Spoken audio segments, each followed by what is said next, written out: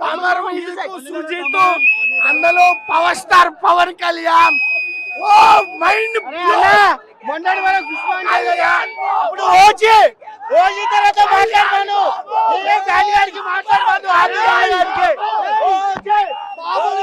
చాలా బాగుందన్న. కంప్లీట్ గా ఫ్యాన్ ఫిస్ట్ అని చెప్పుకోవచ్చు.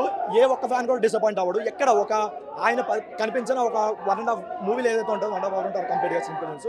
ఏ ఒక్క సీన్ కూడా డిసప్పాయింట్ అవ్వరు. అంత లెవెల్లో అయితే ఎలివేషన్స్ పడ్డాయి. ప్రతిదీ ఒక ఆయన ఇంట్రడక్షన్ సాంగ్ అయినా, ఇంట్రడక్షన్ సీన్ అయినా సరే, లేదంటే ఇంటర్వెల్ ఫైట్ అయినా సరే, లేదంటే క్లైమాక్స్ వచ్చే ఫైట్ అయినా సరే, ఎలివేషన్స్ అయినా సరే ఎక్స్ట్రాడనరీ పడ్డాయి. మెయిన్గా చెప్పుకోవాల్సింది ఒక పోలీస్ స్టేషన్ సీన్ ఉంటుంది. ఆ సీన్ వరకు ఆయన ప్రాణం పెట్టడం చెప్పుకోవచ్చు. ఆ లెవెల్లో మీరు ఇప్పటి వరకు చూడండి ప్రతి ఒక్క ఎలివేషన్ సీన్స్ అయితే పడ్డాయి. మీరు పవన్ కళ్యాణ్ గారు కానీ కాదు, తెలుగులో ఏ హీరోకి పడిన ఎలివేషన్ సీన్స్ అయితే పడ్డాయి. ఆ లెవెల్ పడ్డాయి.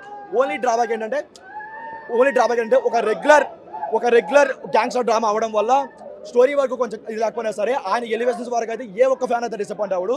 100% మీరు పెట్టిన డబ్బులకి 100% న్యాయం చేస్తుంది. మీరు ప్రీమియర్స్కి 1000 రూపాయలు పెట్టారు, 2000 పెట్టారని కాదు, మీరు పెట్టిన డబ్బులకి అయితే ఫ్యాన్ వరకు మీకు 100% న్యాయం చేస్తారు. బట్ ఓన్లీ డ్రాబ్యాక్ ఏంటంటే ఒక న్యూట్రల్ ఆడియన్స్ చూసేటప్పుడు పెద్ద సెకండ్ హాఫ్ ఆ స్టోరీకి అంత కనెక్ట్ అవ్వలేకపోవచ్చు. అది ఒక్కటి తీసి పక్కన పెట్టుకుంటే మీరు ఓన్లీ పవన్ కళ్యాణ్ గారి ఆయన చరిస్మాని, ఆయన స్క్రీన్ ప్రెజెన్స్ని, ఆయన పవర్ని మీరు చూద్దామని వస్తే మాత్రం 100% మీరు అయితే న్యాయం చేస్తాడు. దాని వరకు 100% గ్యారెంటీ. మెయిన్ పిల్లర్ అంటే తమన్ గారి బీజం. ప్రతిదీ కూడా ఆయన ఇంట్రడక్షన్ సీన్లో ఒక బీజం ఉంటుంది. ఒక ఆయన సుజిత్ గారు ఒక ఇచ్చేస్తున్నాడు బీజంతోనూ, ఈయన మేకింగ్తోనూ. అది ఎక్స్ట్రాడే అనిపించు. దాని వరకు మేము పెట్టిన డబ్బులకి న్యాయం చేసిన అనిపించింది.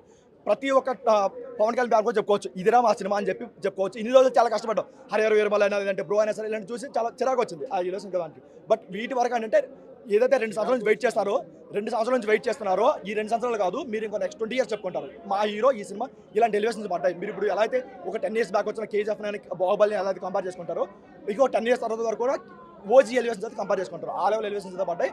ఎక్స్ట్రాడినరీ అన్న. కాకపోతే అది మెయిన్ పిల్లర్. మెయిన్ ఇంకొంచెం చెప్పుకోవాల్సింది సుజిత్ గారి గురించి. ఆయన టేకింగ్ అయినా, ఆయన మేకింగ్ అయినా, లేదంటే ఆయన స్టోరీ టెలింగ్ అయినా. కాకపోతే ఒక్క డ్రాబ్యాక్ ఏంటంటే స్టోరీ ఇంకొంచెం స్ట్రాంగ్గా తీసుకోవాల్సింది. ఆయన ఏదైతే ఒక జపానీస్ సినిమా పెట్టుకున్నాడో అది ఇంకొంచెం బాగా ఎస్టాబ్లిష్ చేసుకొని, లేదంటే చేసుకుంటే బాగుంటుంది అనిపించింది. అండ్ ఇంకొక మెయిన్ డ్రాబ్యాక్ ఏంటంటే తెలుగు వాళ్ళకి ఫస్ట్ హాఫ్లో ఉండే స్క్రీన్ పే చాలా వరకు ఎక్కదు. మేబీ ఫ్యాన్స్ వరకు ఎంజాయ్ చేస్తారు, కానీ తెలుగు వరకు చాలా వరకు. ఎందుకంటే ఒక non linear screen pay Telugu వాళ్ళకి అసలు అర్థం కాదు, వాళ్ళకి ఎక్కకపోవచ్చు. కానీ ఓన్లీ ఒకటి ఏంటంటే ఎలివేషన్స్ వరకు ఎంజాయ్ చేస్తారు. స్క్రీన్ పే వరకు వాళ్ళు పట్టించుకోకపోతే ఎంజాయ్ చేస్తారు. బట్ ఈ చాలు మనకి. పవర్ స్టార్ గారు అంత ఎలివేషన్స్ పడుతున్నప్పుడు స్టోరీ పెద్దవాడు పట్టించుకోడు. ఆయన ఎలివేషన్ చాలు. ఇదిరా తెలుగు సినిమా అని చెప్పుకోవచ్చు. ఇది పవర్ ఛానల్ సినిమా. ఇది పవర్ ఆయన స్టామినా. ఇది మీరు రేపొద్దున కలెక్షన్స్ కూడా చేస్తారు. ఇప్పటి వరకు ఆయనకి 100 కోట్లు లేదు, 100 కోట్లు ఎగతాలు చేశారు కదా. Day 1 పడక ముందే ఆయనకి 100 కోట్లు Day 1 అయితే పెట్టాడు. అదైతే చెప్పుకోవచ్చు.